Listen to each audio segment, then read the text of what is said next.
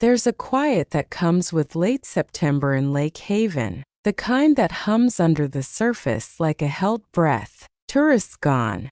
Winds cooler. The kind of quiet that makes conversation stretch longer, laughter land deeper, and wine taste just a little more dangerous. We were there for something simple: rest, a break, a chance to remember who we were without calendars and alarms. Julian had been distant lately, not cold, just distracted. There's a difference. Cold shuts you out. Distraction forgets you're even there. That evening at the vineyard's twilight tasting, we weren't expecting anything more than another glass and a view, but that's when we met them, Celeste and Theo. They sat at the table next to ours, then across from us, after a casual exchange about the charcuterie board. She wore a silk dress that didn't quite match the mountain air. He had his sleeves rolled to the elbows, collar open just enough to say, "We're not in city mode anymore." Their presence wasn't loud,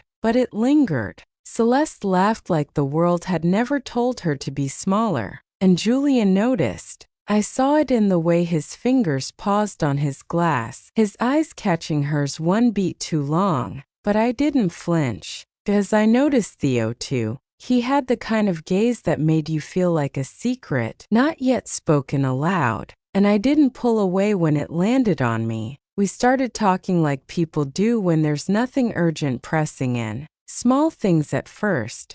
Where we're from, how long we've been married, why we chose Lake Haven over anywhere else. But it didn't stay surface level for long. It never does with couples like that. By the third pour, we were trading stories. By the fourth, we were trading looks. It felt like a conversation between four people, and something else sitting in the center of the table, unspoken, uninvited, but very much present. It was Celeste who suggested the game, Truth or Dare Retreat Edition, she said with a grin that made it feel innocent, but her hand lingered on Theo's knee a second longer when she said it, and his smile in return held heat. We played, just for fun. Who kissed first? What's something your partner doesn't know you still think about? Would you ever?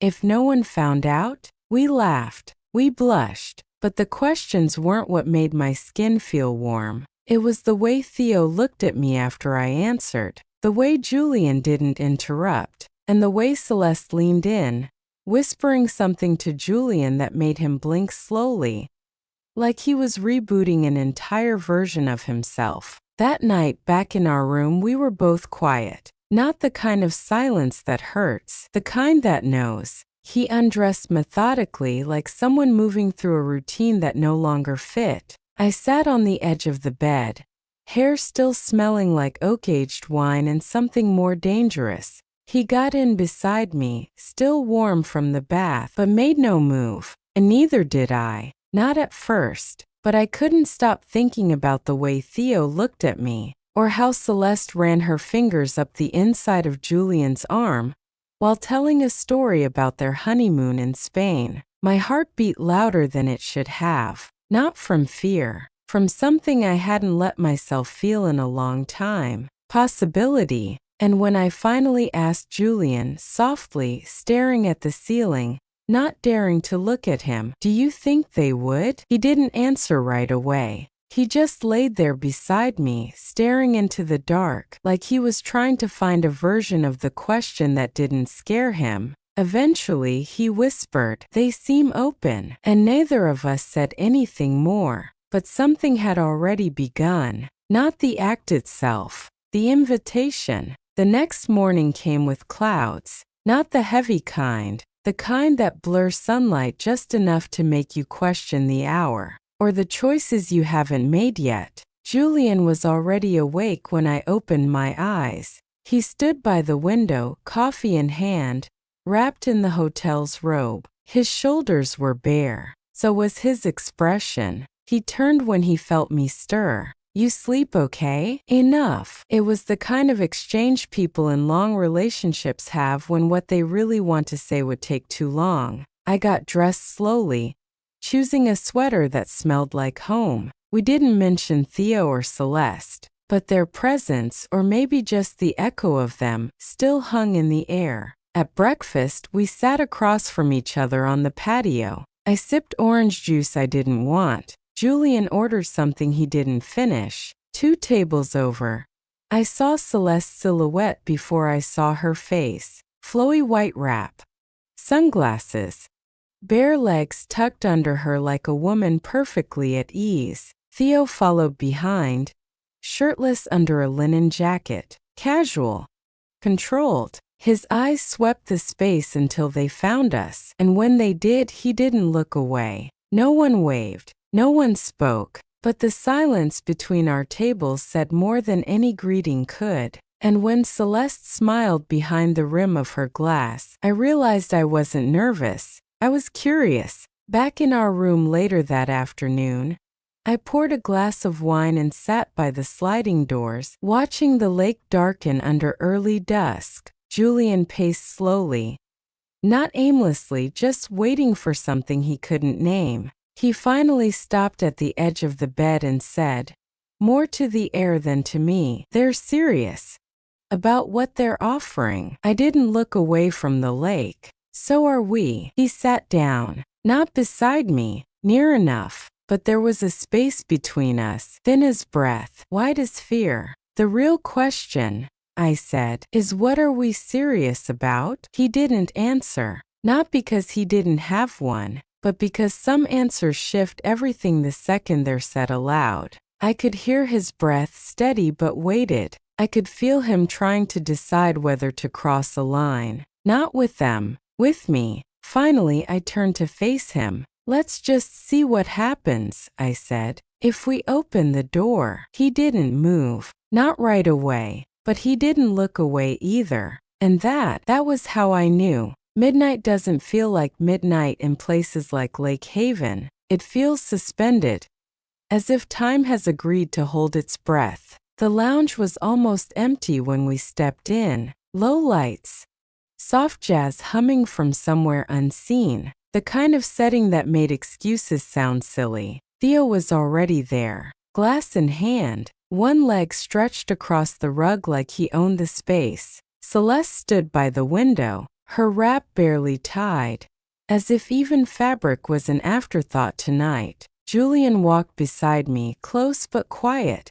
I felt his hand graze my back, not firm, not leading, just there. I wondered if he'd pull back. He didn't. No one asked questions when we arrived. There were no whispers, no strategies, no what happens next conversations. Just space, and breath, and something warm curling beneath the skin. Celeste moved first, but not toward me. She crossed the room and stopped in front of Julian. Her hand rose, slow and deliberate, resting on his arm with a familiarity that didn't belong to strangers. I watched Julian flinch, not from discomfort, from surprise. Then something softened in him. He didn't step back. Behind me, I felt Theo's presence. He didn't touch me, just stood close enough for his breath to find the curve of my neck. I didn't wait. I turned to him, my hand resting lightly on his chest. His heart was steady, unnervingly so. When his lips met mine, I let them. When his hands found the hem of my dress, I didn't stop him. I wasn't performing. I wasn't proving anything. I was just answering something that had been asking for too long. Across the room, I heard Julian, a sharp exhale, a sound I'd never heard him make before. I looked and found Celeste in his lap, her mouth at his throat, her hands undoing the buttons of his shirt like she'd been invited. Julian didn't resist. He didn't pretend. He was in it. And I didn't look away, because in that moment, I didn't want to. Time didn't speed up. It slowed deliberately, like the night had decided to stretch just for us, or maybe for what we were becoming inside it. Theo didn't rush. His hands moved like he already knew where I wanted them. Not forceful, not greedy, just intentional. There was no room for guilt. Not in that moment. Only sensation, pure and unfiltered.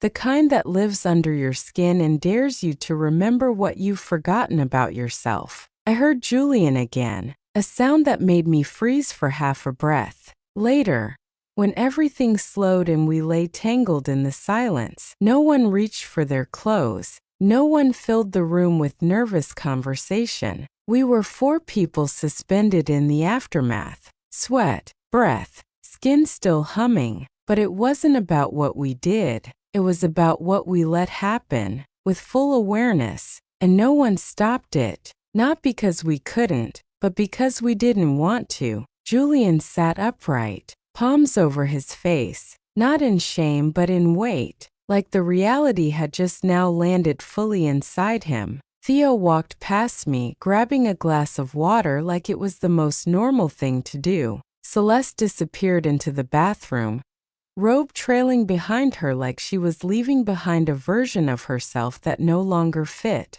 Julian and I were the only ones left in the room, just the two of us, but it didn't feel private. It felt exposed. I pulled a blanket over my legs, not because I was cold, but because I didn't know what to do with the quiet. He looked at me, eyes clearer than I expected. I didn't expect to feel that much, he said. Not like that. You mean guilt?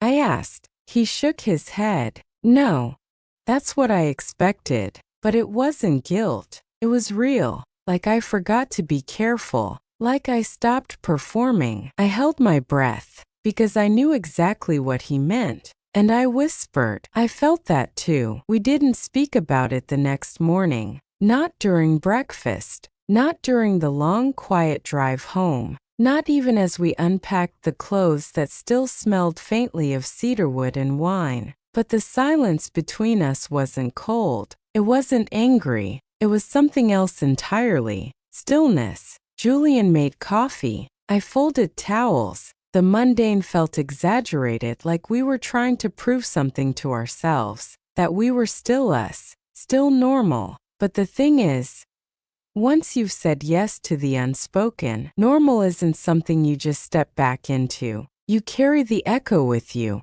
That night, I caught him watching me in the mirror. I wasn't dressed up, no makeup, just brushing my teeth in an old t-shirt. But he looked at me like I was someone new, or maybe someone he finally saw again. What?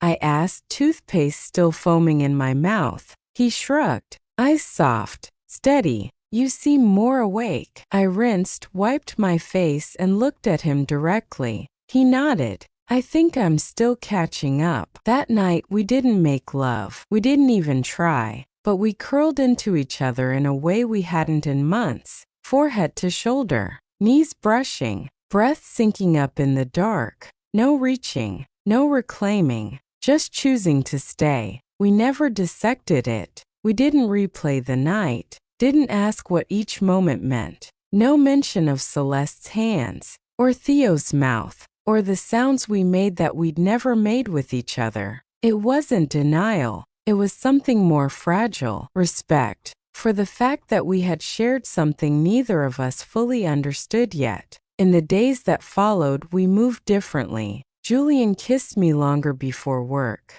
I asked him questions and waited for the answers. We were more present, more honest, not just about what we wanted, but about what we feared. And maybe that was the point, not the act, not the heat, but the permission. To stop living under the weight of what we never said. The truth is, what happened in Lake Haven didn't destroy us. It didn't detonate our marriage. It didn't send one of us packing. There was no dramatic fallout, no slammed doors or tearful confessions, because the real break, for being honest, had already started long before. We didn't fall because of one night. We drifted because of all the quiet ones before it. The ones filled with small avoidances, busy schedules, half-listened answers, moments we told ourselves weren't big enough to matter. But those moments stacked, until the space between us became something we walked around instead of into.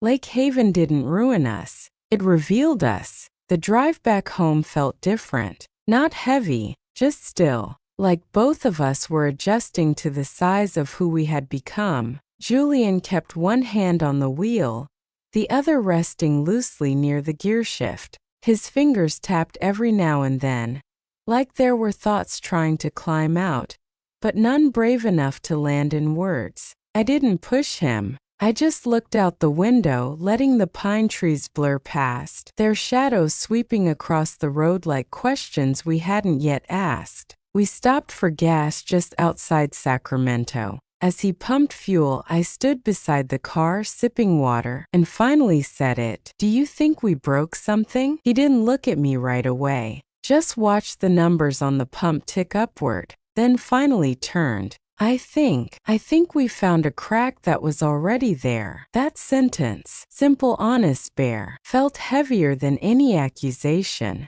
and more loving than any apology. Back in the car, he handed me a coffee without asking how I liked it. He remembered. I didn't realize how much I needed that answer until I heard it, because it made everything that came next real. Not clean, not fixed, but honest. At home, we didn't overcorrect, didn't suddenly become some perfect couple with scheduled intimacy and weekly check-ins. We just noticed more. We touched in passing, looked a little longer, listened a little deeper, and every now and then, when silence returned between us, it didn't feel like avoidance anymore. Felt like space for what we were still learning to name. What happened in Lake Haven didn't make me less married. It didn't erase the vows, the years, the shared holidays and arguments over laundry. It didn't untie our mortgage, or vanish the softness in the way Julian always made my tea exactly how I liked it.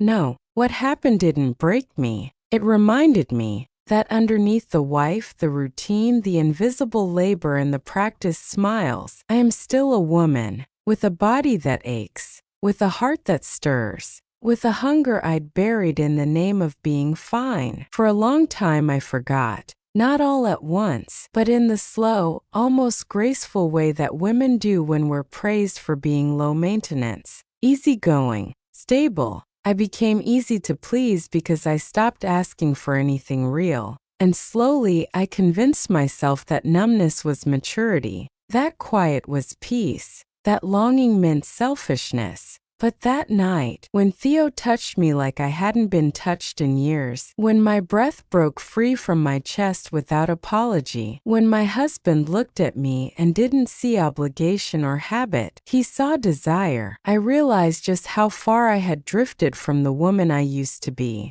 Not the girl in her 20s, wild and reckless, not the newlywed testing boundaries, but the woman who knew what her body wanted, and finally stopped pretending not to notice. I wasn't looking for a replacement. I wasn't trying to escape Julian. It wasn't about running. It was about remembering that I have skin, that I have breath, that I can still feel without explanation. And maybe that sounds selfish. Maybe it is. But I don't think we talk enough about the way marriage, when left on autopilot, can quietly tuck pieces of you into boxes you never meant to close. You wake up one day and realize you're living next to someone you love deeply, but you're no longer living as yourself. After Lake Haven, I saw my reflection differently. Not prettier, not younger, just more awake. I caught Julian watching me in quiet moments, his eyes softer, more curious,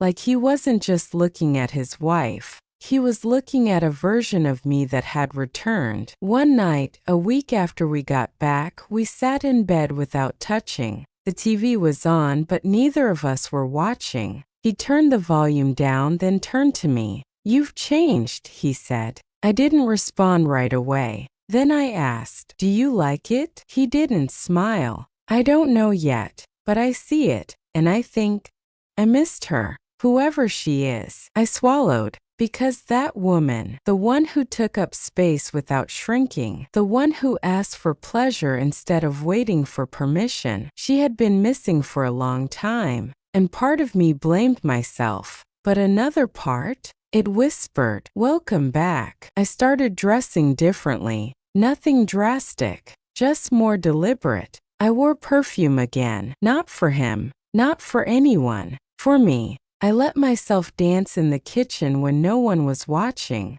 I took longer walks, I played music I hadn't played since college. I let my body remember joy without utility. And Julian, he watched. He noticed. But he also struggled. Because even though he said he missed this version of me, it also terrified him. This woman didn't ask for reassurance. She didn't cling. She chose. And choosing meant she could also choose to walk. We didn't talk much about Theo and Celeste after that. Not because we weren't thinking about them, but because their names would only simplify what was never really about them. They were a mirror, a spark, a moment, but the fire, that came from us, or rather, from what had been smoldering inside us for years. Here's something no one tells you, that even after a moment of awakening, after clarity, after fire, you can still feel lost. You can wake up beside the same person, in the same bed, with the same routines, and still feel like you're starting over.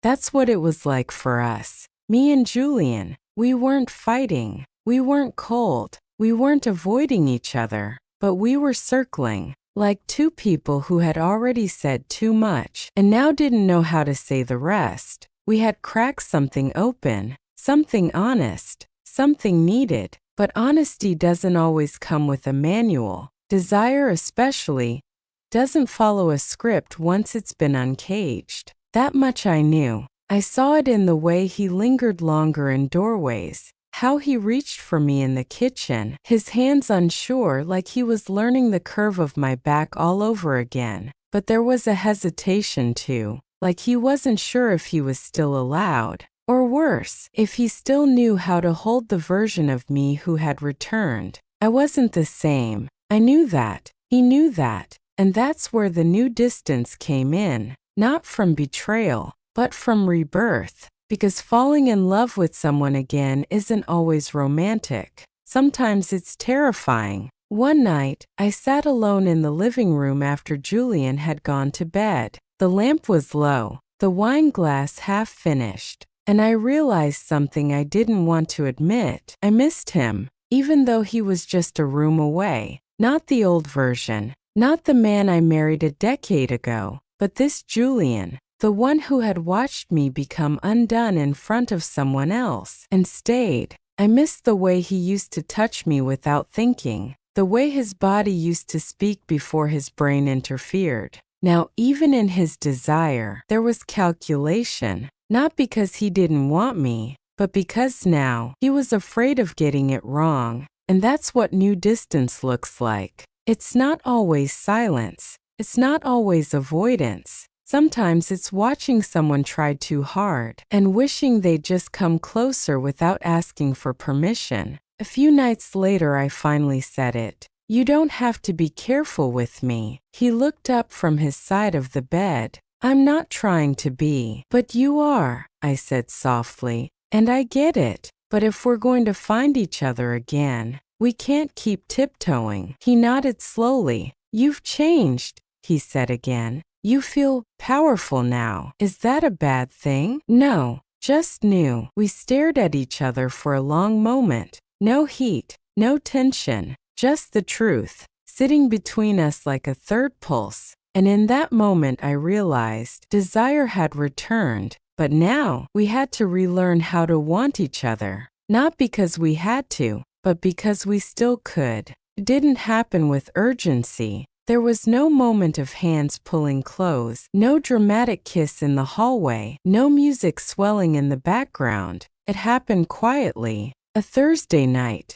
dishes done, windows slightly open, letting in the soft sound of wind brushing through trees. Julian was folding laundry on the couch. I was reading, or pretending to, but really I was watching him. His shoulders, the way he smoothed the fabric with his hands, careful, almost meditative, like the act of folding had become his way of touching me without touching. We'd been circling each other like this for days, weeks maybe, relearning rhythm, studying silence, tiptoeing around the intimacy we hadn't yet rebuilt, but hadn't lost either. It was still there, just quieter, waiting to be chosen again. I stood up, crossed the room slowly, and sat beside him, close but not pressing. He paused, a t-shirt half folded in his lap, then looked at me. Not a glance, not a reflex, a look. The kind you give someone when you're finally ready to ask something out loud, even if you don't use words.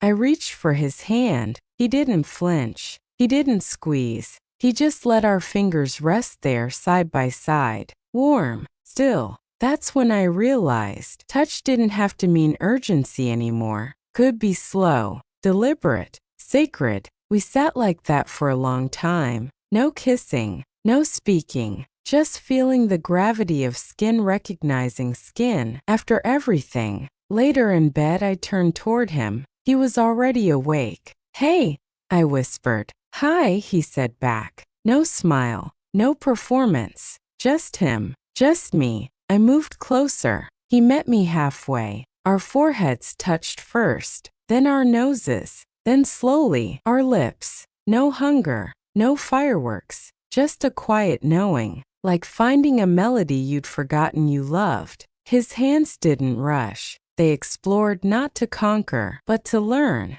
And when I gasped softly, not out of shock but recognition, he paused, looked me in the eyes. "You're here," he said. "I am," I whispered, and I meant it. Not just physically, not just in that bed, but in my life, in my body, in us. We made love that night, but more than that, we touched, and meant it. Every movement was a question, every breath an answer. There was no pretending, no reclaiming, only becoming. There's a strange stillness after intimacy, not just the physical kind, but the kind that reaches deeper, that touches not just your skin, but something older than your name. The morning after, we didn't wake up tangled in some cinematic pose. There were no whispered, "I'm glad we're okay," or forehead kisses with too much symbolism. We just woke up, and for once that felt like enough. I made coffee. Julian took the trash out. He hummed to himself in the driveway, and when he came back in, his hands were cold, but his eyes weren't. We talked less that day, but not because we were hiding, more because the words had already been said. In breath, in touch, in the soft spaces between silence. That evening we sat on the back porch. No music, no phones, just the sound of wind brushing through leaves and the creak of the old wooden swing we hadn't sat on in months. Julian sipped his tea. I stared into my cup as if the swirl of honey could answer something I still didn't know how to ask. Finally I said it, quiet but clear. "What do we do now?" He didn't look startled, like he'd been waiting for the question too. "I think we just keep choosing each other." Yes, and ourselves. That part surprised me, but he meant it, and I realized we weren't trying to return to who we were before, because that version of us was already unraveling long before Celeste, long before Theo, long before Lake Haven ever whispered curiosity into the space between our fingers. The real choice now wasn't whether to stay or leave. It wasn't about loyalty or shame. It wasn't about boundaries or forgiveness. It was about recognition, seeing each other fully, seeing ourselves, and asking without resentment or fear, can we keep showing up even when who we are keeps changing? Julian took my hand. "I'm not the same man you married," he said, "but I still want to meet you.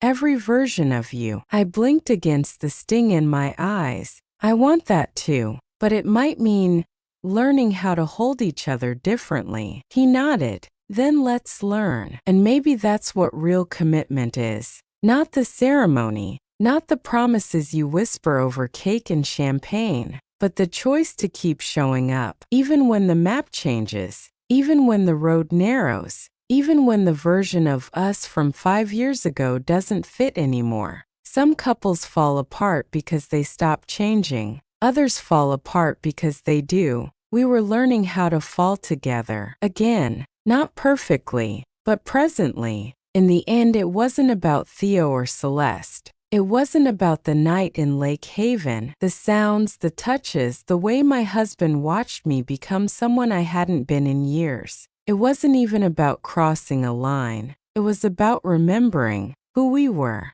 what we forgot, and how much of ourselves we'd edited out in order to keep the peace. Julian and I didn't suddenly become new people. We didn't wake up transformed. There was no music cue, no grand finale kiss. What we became was present, more here than we had been in a long time. We touched more, spoke more deliberately, fell silent with intention, not avoidance. Sometimes I still think about that night, not in guilt, not in longing, in recognition. It was the moment we stopped pretending we weren't drifting and finally asked, what if we let it matter again? Months have passed. We still argue, still forget to say thank you, still get lost in our own thoughts. But now we find our way back quicker. We ask the harder questions. We listen even when it's uncomfortable. And more than anything, we keep choosing each other, even when the version of us looks different than it used to. The fire didn't go out. We just stopped feeding it. And then we lit it again, not with matches, but with honesty, curiosity, tenderness. Julian once said to me, I don't want to go back to who we were. And I didn't either, because the truth is, we're better now. Not perfect, but real. And I've learned, sometimes love doesn't mean returning. It means rebuilding. Not with a break, not with a burn, but with two people who still see each other and still stay. Asterisk, if you've listened this far, thank you. Not just for being curious, but for being willing to feel something, whether it was recognition, discomfort, longing, or peace. You were here, and that means everything. Leave a love letter in the comments if you've ever rebuilt something. Quietly, patiently, truthfully. And if you'd like to hear more stories like this, subscribe, because sometimes the quietest stories leave the loudest echoes.